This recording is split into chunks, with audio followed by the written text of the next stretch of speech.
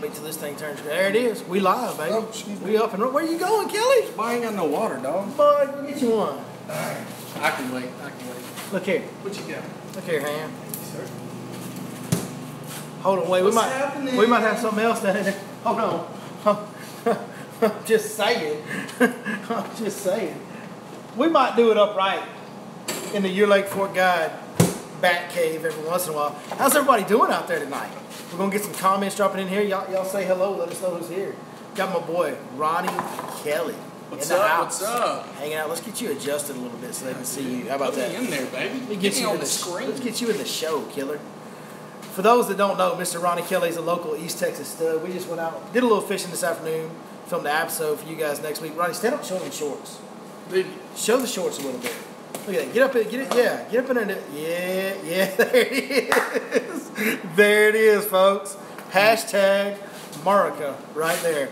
We just filmed an entire video of nothing but just American greatness, really. man, it was just great. It was hot, though. It was hot, but Crowded. somebody might have got to cool off in the water. I don't know what happened, but somebody might have got to cool off in the water. You guys are going to have to wait to see. What's up, Random Skills, Frisco, Texas, Alan Hickerson, all in the house. Frisco, that's where all the dove are hanging out at. Boy. Look at him. America, Chris Jones. America. Well, I guess, hey, we got a few people starting to get in here. We're starting to get a decent little crowd going. Y'all ready for talk? You ready to do baits? Let's get some people in here, man. Well, wait, okay. Hey, tell us a funny joke. Tell me a funny story. Do something. Tell you a funny story. What do you want me to tell you a story about? About anything. I bet old Cody got you a few extra views this week. I hope so. I don't know. I'm not real sure. I probably should know what he's talking about, but I don't. I'm sorry. Clayton Beagle on here said it's been a while. Drummer Troy G. Daniel Jones. What is up to everybody joining us? All right, we got a pretty good crowd going, Ronnie. Let's break into baits, man. You ready? Let's do some baits. Let's go. Do some baits. Do some baits. We're gonna talk about my shallow water stuff first. You know what I'm saying? Because these two baits have been in here for like weeks and they're not going anywhere.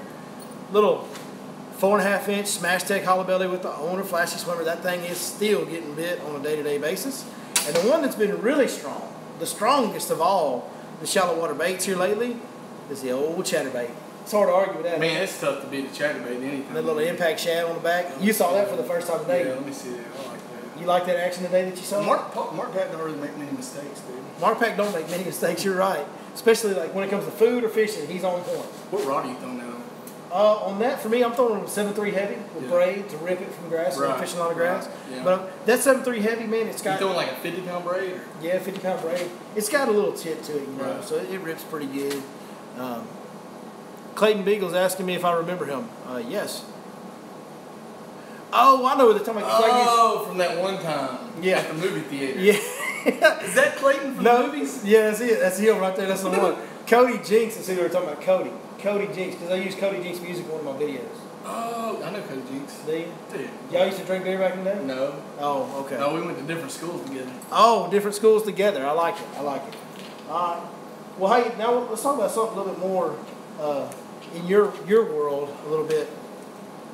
Man, 6 cents makes this swing head. I really like it. It's got a screw lock on there. Yeah. Saves you a lot of baits. I think it hooks them up better too. That little swing head on there. Bait don't wad up on the hook as bad. But 3/4 ounce swing head with a biffle bug on it out deep. I've been trying to tell these folks. Not a lot of people really talk about that, but man, we're catching them on it. I mean, we're catching them. Hey, I'm gonna tell you that biffle bug catches a lot of big bass. Boy. It doesn't matter where you go either. You are you like slow reeling this much? I do sometimes. Here lately, it's been a real slow deal where I'm almost dragging it. Yeah. And just working it through brush and stuff, you Right. know. But I do that. I use it like that, where you just kind of slow Right. point the rod down and slow wind it, let the head bounce and the bait's with you. Yeah. That's the deal on that thing right there. And it maybe what might be the most consistent of all out deep's old big shake 'em head. Shake and bait. You know what I'm saying? First or last. That's the Magnum shaky head too. Big Magnum, 6 cents divine shaky head with big Magnum trick worm on there. That's the wrong colored head on that worm, but you know, it's all right. I don't like black. He only likes green black. throws me off because it looks goofy in the water. Hey folks, don't worry, we catch him on that one too. Ain't no big deal. You need black. Yeah, Ronnie's a big fan of the blackheads, but the Magnum shaky head's doing the thing as well. You gotta start popping some questions in.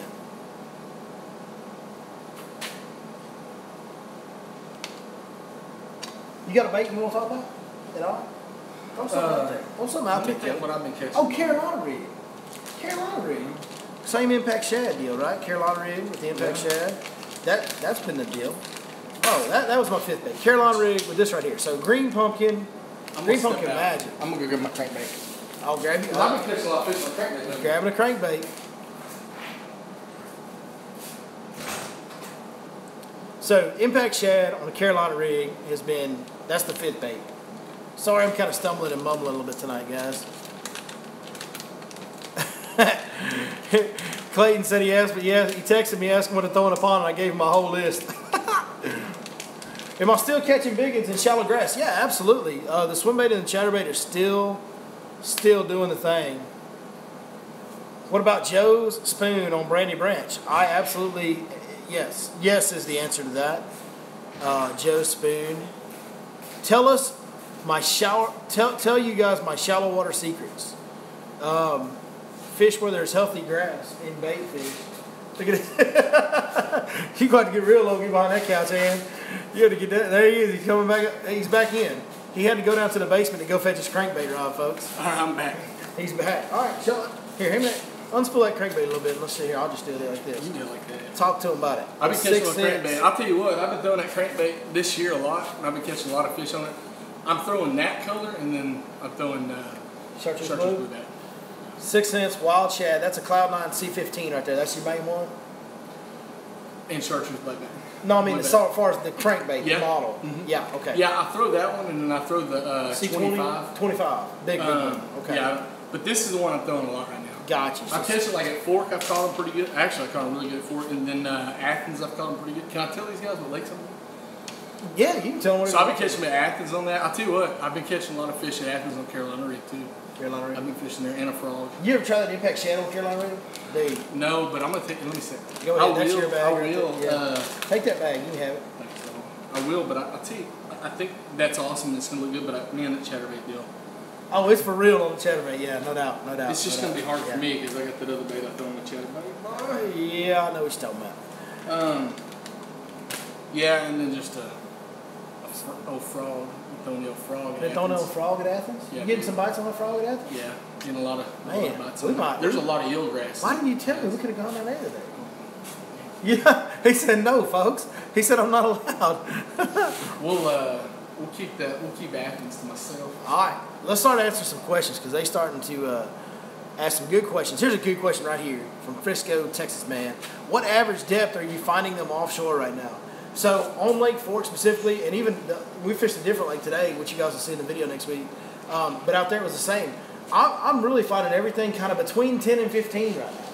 Like it's not real super deep for me. Like the fish that I'm fishing offshore are somewhere between 10 and 15. Sometimes it's 10 to 12, sometimes it's 14 and 15. Mm-hmm. But it's somewhere in that window and it changes daily. Yeah.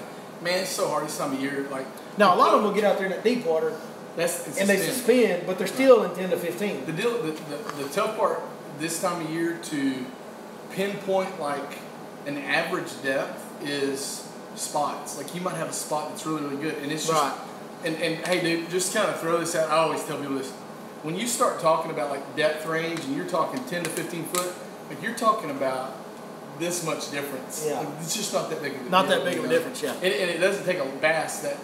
I mean, they kick that tail one time side to side. Right. And just because they're suspended 5 feet off the bottom, don't think they won't pump down there and get that jig or whatever, or come up and get that crankbait. I was going to say, do you stroke this very much? Boy, huh? It's just a weedless jig's all it is. Don't talk to nobody about it now. We're going to do an in-depth video one of these days. We don't want to give it all the way at once. You know what I'm saying? Are we doing any flipping and pitching shallow? I have not been. The reason that I'm not flipping and pitching shallow is because I'm specifically trying to target a bigger fish that's chasing big bait. He's chasing, some big bait fish, big gizzard shad, stuff like that, brim maybe. So I'm throwing that chatterbait and that swim bait, trying to target that fish that's eating that bigger bait. Now, I'd probably catch more if I flipped and pitched. You could probably get some fish flipping. I would think anywhere that you're throwing that chatterbait and there's grass, you could probably flip pitch. And I'll tell you something else. I haven't been fishing a lot lately, but I know that like at Lake Palestine right now, and Athens, we'll throw Athens out there as well. Flipping and pitching is really good. Just a jig or a soft plastic. I know a lot of guys have been catching on it. Yeah. So I'm personally not, because I'm trying to target a specific pattern, a specific bigger size fish on fork for my customers, because that's what we like to do on fork. Most of my customers want to catch big ones, and so I'm not, but it could work. It might work even better than what I'm doing, honestly. I've been doing what I've been doing. What ratio reel for big cranks? I know me and you are both different than norm, so I'm going to let you go. All right, I'm going to talk to you about big cranks. So, two things. It doesn't matter.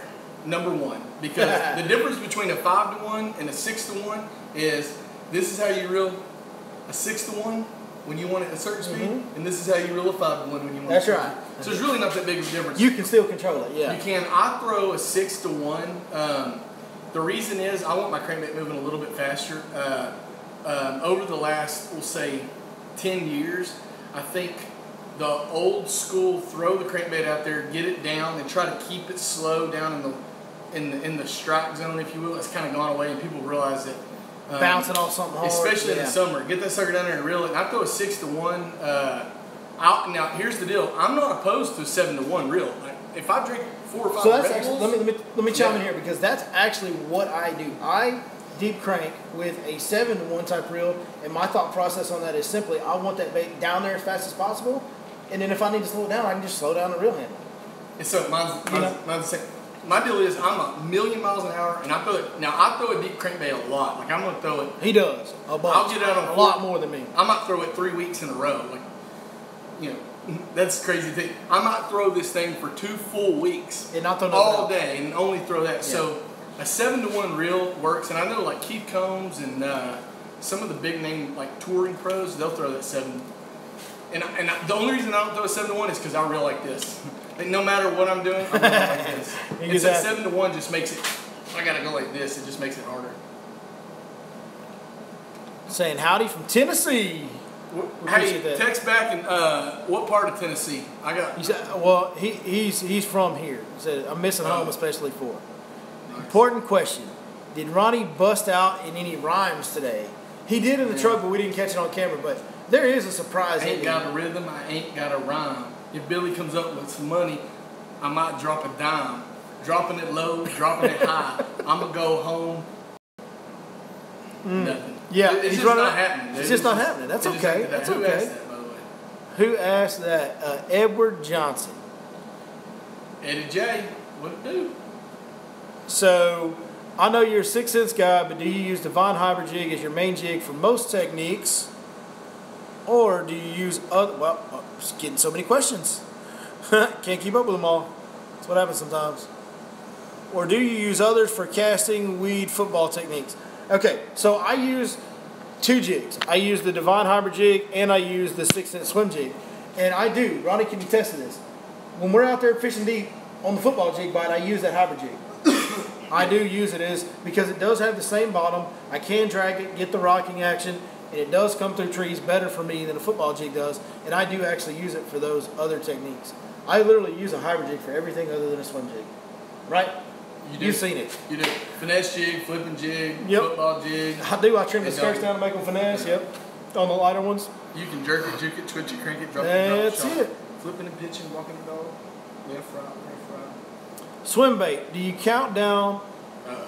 On a swim bait, do you count down or up weight size to get down quicker? If I'm throwing a swim bait out deep, I like to throw it on the biggest head I can stand to throw it on, like a 1 ounce. I want it hitting. I want it hitting stuff, and I want it to stay down as best as possible. So if I'm throwing a swim bait out deep, I like it. Actually, I've got one of the. Let me find one. I've got one right here. Got one right here. Is that the 1 ounce? Is that the head that I'm throwing? That's the 3/4 ounce. Here's the 1 ounce. So this is actually the one I throw it on. This is a big 1 ounce Divine swim bait head from 6 cents. That's what I throw a swim bait on out deep. I actually go to the 1 ounce. I want it beating up as much stuff as possible, staying down as deep as possible. How about you? What did he say? What was the question? Do you count it down or up the weight size to get it down quicker when you're throwing a swim bait? Gotcha. That's a good question. I do. I throw it 1 ounce, 3/4 ounce. I guess if you're on the bottom, you throw that big stuff. I do, but you know, reel and kill. You know what I'm talking about? So, just to kind of add to that a little bit. Go ahead. Go ahead. He's talking about like pointing that rod tip right at the bait and reeling it, and you can kind of feel that head. You know, that bait's kind of kicking like that. It's almost like a crankbait. It's just slower. which is why I don't throw a slow crankbait anymore. But then a lot of times, and I know Billy does this because we were talking about it today, but you'll make 5 or 6 quick reels and then just click your button and let it fall. I let it fall. Some people will let it just. Oh, the swim bait on the jig head. Yeah, I want it to fall straight to the boom. Yeah. So this jig head you got is freaking. That's on point right there. That's the deal. That's the deal. You know what's really cool about it? It's got that screw lock. See that screw lock? Right. If you guys can look in that package, see a little screw lock around the shank of the hook? Dude, you can catch 15 fish on a swim bait. I'll also that swim bait, especially at 1 ounce or 3/4 ounce, let it hit bottom and then just kind of get it tight and then watch my slack as I drop my rod back down. Murfreesboro, Tennessee, bud. Boy, I never heard it. I got in-laws up in actually somewhere around Memphis. I love Tennessee. Beautiful, beautiful state. Why do you use silent deep cranks? Okay. When it comes to silent, okay, I'm not saying that you always have to use silent. I've got a lot of crankbaits that rattle. In fact, I'll use a rattling crankbait a lot in February, January, early March. But I throw silent a lot of stuff. Like when I throw a jig, I throw silent. I don't really throw a lot of rattles. I just don't think you need them anymore. I don't think there's anything in the water really making that much noise. And them fish, man, they can find, like, they're aware of stuff in their environment a lot more than you would ever think. Like, if they can find that Carolina rig that's just barely floating, buddy, they're going to find they're in their natural environment. They're going to find that crankbait that's down there just doing this. You know, they're going to find it. And so, I don't think rattles are necessarily always a good thing. I think there's a time for rattles. I think it's kind of like changing color. Sometimes you change color and the fish will let you know when that is, but I think big fish like subtle. That's just why I throw it. I agree, man. You look at the big fish techniques over the years, like the proven big fish techniques, a big swim bait, a jig, big jig, right? Big there are work, things subtle. There are things that are slow, subtle, big profile, a lot of moving parts, but not moving real fast. And a big crankbait can be that way when you get it down there. It's moving a whole lot, but it's not really moving forward a whole lot. And it's making the answer your question. No signal. There we go. We're back. Go ahead. So you'll see those 2 scratches along the sides, like behind the gills in your crankbait. That's where those hooks are wobbling. That hook's slapping that crankbait, so it's making a little bit of noise. I don't think you need. You can overpower them on the noise. I agree, man. I don't think you need that much. I'm with you guys. I'm trying to keep up with questions. Y'all keep popping them in at the bottom. Still a discount on the cranks? Yes. Anything on 6centsfishing.com. You punch in your Lake Fork guide on the promo box down there on the checkout screen, and you will get a 10% discount on anything you order from 6 Cents. I'll get you some, son. Go on and take you a little. No, you can do it right here. There it is. Look at it. Hashtag America, baby. I can't believe you just mouthed the lid of my crown like that. That's nasty. Dude. You need to go wipe that thing off. That's dirty, ain't it? Here's a good question, kind of relating to what you're talking about. Crankbaits are typically contact lures, right? Are you bumping bottom with that setup? Yes. Or are you bouncing it off of target? So you trying to grind dirt? The answer trying to hit is trees? yes. The answer is yes. Everything. Everything. Right? Everything. Like, dude, here's the deal. Like, let's say I'm fishing a point, okay, and there's a stump line. I want to grind the point up into the stump, let it hit the stump, come up over it, and then get it back down to grind. I want to hit everything. I don't think a crankbait's the right bait to try to catch bass that are suspended or just like a deep diving crankbait. You need to be hitting stuff, man. Right. And the answer to that is yes. You grind and you hit. Both. When is the new Guide in the Graph Lake chip coming out? July 1st. July 1st is when you can order that. Is Palestine any good right now? Ronnie, you Palestine man. I'm gonna tell you. Here's the deal. I haven't been out.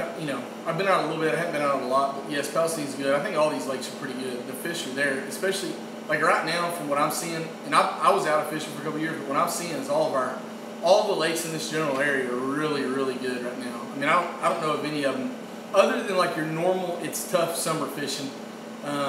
It is getting to be a little bit more inconsistent day to day. But I'm talking about just the lake in general. Yeah. The lakes are all in good shape. Really good. All of the lakes in East Texas, because of the full lake pattern versus the drop pattern we had before it, they all are kind of experiencing like a miniature new lake syndrome. Where they got a lot of fresh nutrients. Right. They've had like 3 or 4 really good spawns now. They're all going through that. It's just a good cycle. Mm-hmm. Yeah, but I think the fish are biting in Palestine. The dock bite's pretty good. I haven't been out there to fish deep or And I haven't been up north. You know, Billy's catching a lot of fish at Fork on a ChatterBait and stuff. And that's the deal. I promise you that deal's going on at Palestine. Yeah, same deal. It fishes very much the same as some of the stuff. In fact, some of the stuff, excuse me, a lot of the things that I learned on Palestine when I was tournament fishing in the summertime, catching them up there and kick poo, flat, and all that.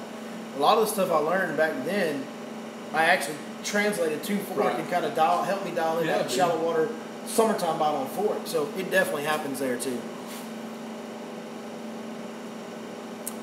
Let's see, trying to keep up best we can here, guys. How about using a weightless, weedless convict this time of year in shallow grass? There's nothing wrong with that if you want to go for one bite. You know, like that's the deal. In that grass deal, they're eating big gizzard shad, and if you just want to go for the one bite and the biggest bite you can get, that's fine. On a day-to-day basis, and Ronnie, you can speak to this. When you got customers, sometimes you got to fish for some stuff that's going to get a little more bites. Yeah, when you're that's why I'm throwing this one, right? But even the bigger version of this, the 6-inch or the weedless convict, I don't have a problem throwing either one if I got somebody that wants to swing for the fence. You know? And man, that like when you're talking about the big swimbait stuff, I'm not saying that this isn't the time of year to do it because it definitely is. It's not the best time of year to do it. It's not the best time of year, and like throwing something that big, man, you just I don't know. You could, in my opinion, for what it's worth, you're just as likely to catch a 10-pound fish on that as you are on something this big right now. Right now. I would agree with that. Because I think that bass is going to take an easy meal like that right now. Their metabolism's high. They're moving a little bit.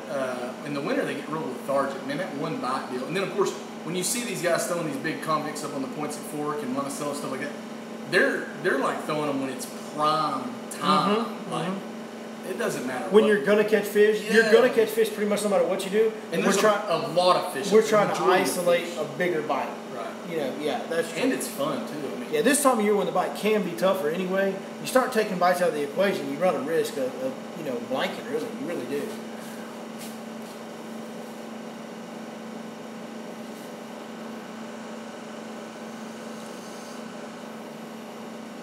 Do we have some of the Smash Tech convicts for stripers? Planning on going for them on Cumberland River outside of Nashville?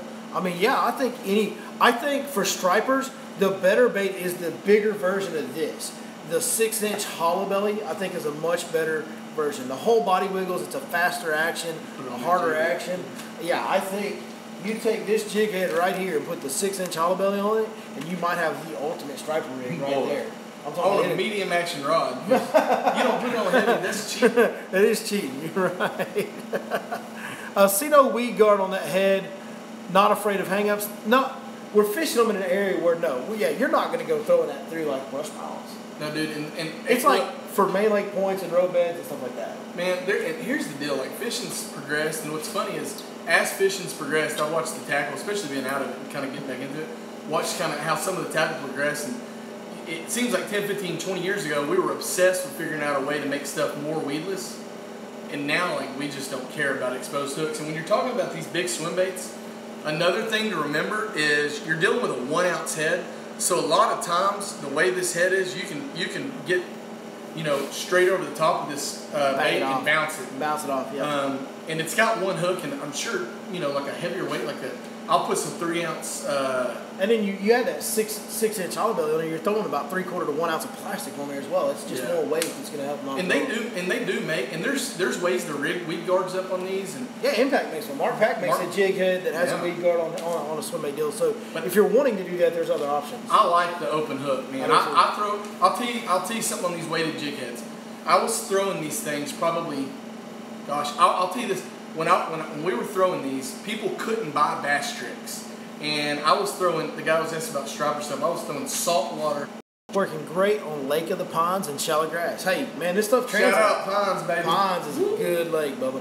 Hey, that's the deal, guys. We come on here and we talk to you, and I speak about Lake Fork a lot, but, man, these East Texas lakes, there's a bunch of good ones. Man. And you can take the stuff that we're talking about and it travels because, I mean, a bass is a bass. Especially here. If you find the same conditions on another lake as the conditions that we're talking about, shallow grass flat, hot summertime, lots of bait fish, they're going to act the same way there that they do on the Fork grass flat because the bass is back. So, he's talking about his grass ponds, you're talking about it too. So, you guys that are kind of wondering why this guy right here is fishing shallow on maybe the best deep water lake in the world, it's because oxygen. I mean, what happens, especially in the fall, what you guys are about to see, and Billy, I want you to make a point to keep these guys in tune on this. What you're about to see is you're about to see every single fish in that whole pond move up to some vegetation in that late September, October. That oxygen starts to just leave that lake, man. And they start to find vegetation. And I don't care. I'm gonna tell you, I don't care if it's 107 degrees outside. You got a lake with good grass, and it's real hot later in the year. Them suckers can be in. I mean, I've caught. Well, when you get them all condensed in the same area, they go to biting, buddy. I mean, they go to biting. Dude, I mean, we've had huge 30-pound stringers at like Lake Tyler, or something like Pines. That Pines dude right there will tell you. You go out there and throw that dang frog out there in 3 foot of water, 4 foot of water right now, bro. You don't know what you're gonna catch. It can get stupid. Yep, it can. It can. You're right. I can't argue with you on any of that.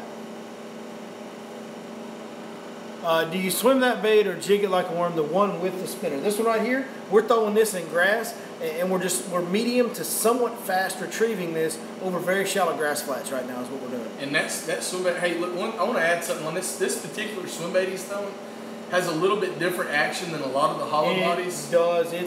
This smash tag hollow belly is the hollow belly. It has more body wiggle and more head shake, and for summertime fishing, that tight, fast, hard thumping, dude, it's almost like a ChatterBait. I mean, that's right. But a swim bait profile. It's amazing. It's gonna be nasty on the suspended fish in the winter. Boy.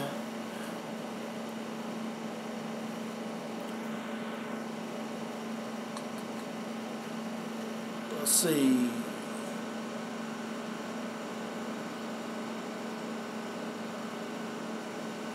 I know we had some questions I missed up here. Graphite or fiberglass rods for cranking, Ronnie?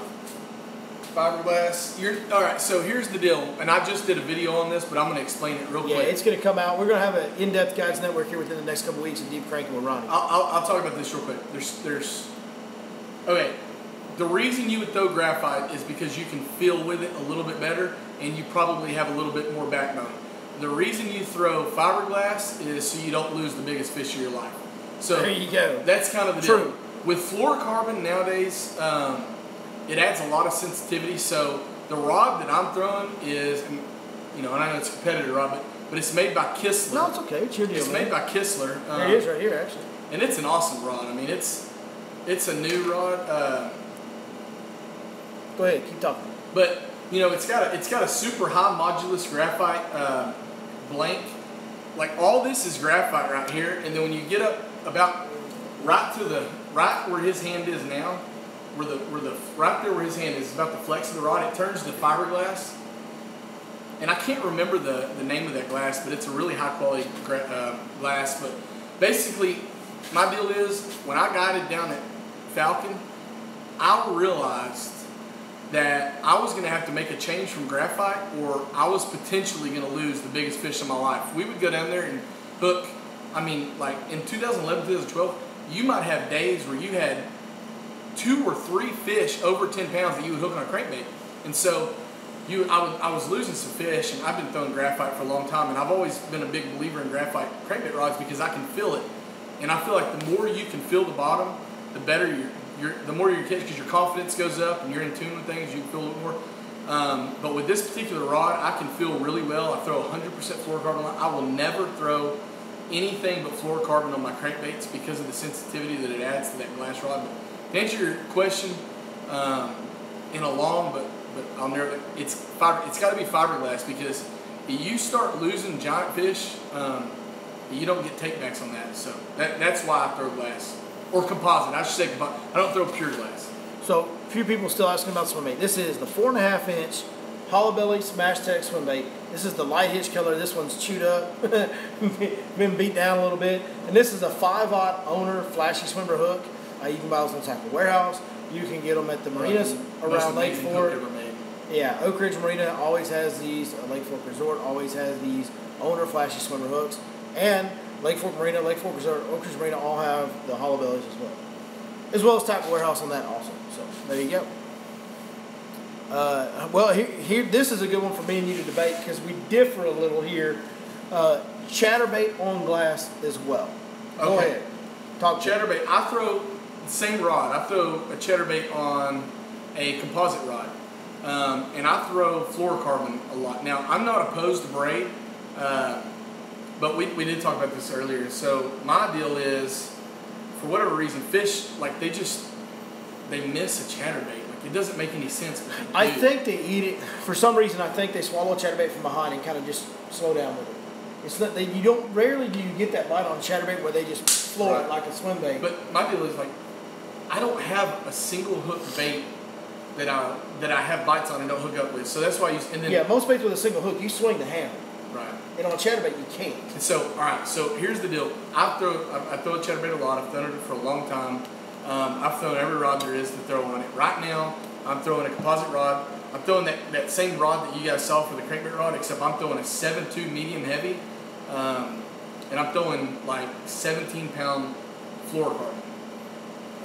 Now, my turn. I fish it in grass. Almost exclusively, most of the year on fork, and pretty much anywhere I go in East Texas because a lot of these lakes have grass. For me, I can't be as efficient in that grass without braid and a little bit stiffer rod. That glass has too much bend. I prefer to have a rod that has more bend in it, like a composite rod. I prefer to throw a chatterbait on fluorocarbon. But to fish it efficiently in that grass, what I've had to do is step my rod up. I throw it on a 7.3 heavy Lux rod. I throw it on 50-pound braid. And my deal is, I just baby them on the hook set. I set the hook with my reel handle. I just turn and set the hook with my reel handle. My deal is like, there's so many fish that I feel like hit that bait, and you don't have an opportunity to. And so my deal is like Brett High. Who are some of those other guys that like? There's a lot of like Randall Tharp. There's a lot of these big name elite pros. Now, with that being said, I'm going to stop myself. And me and my buddies have talked about this like so many times. Like, there's a difference between these elite pros throwing a chatterbait all across the country and you throwing a chatterbait at Lake Fork. Mm-hmm. Like some of the best chatterbait fishermen in the freaking world are right there on Lake Fork. I don't care what anybody says. There are more. It's Mark Mitchell's one that's phenomenal with a chatterbait. Yeah. That first year I started guiding, I said, hey dude, when I got there at that lake, it was like 2007, 2008, somewhere like that. Hey bud, I'm talking about these fish they were catching on a chatterbait. I never seen a bait in my.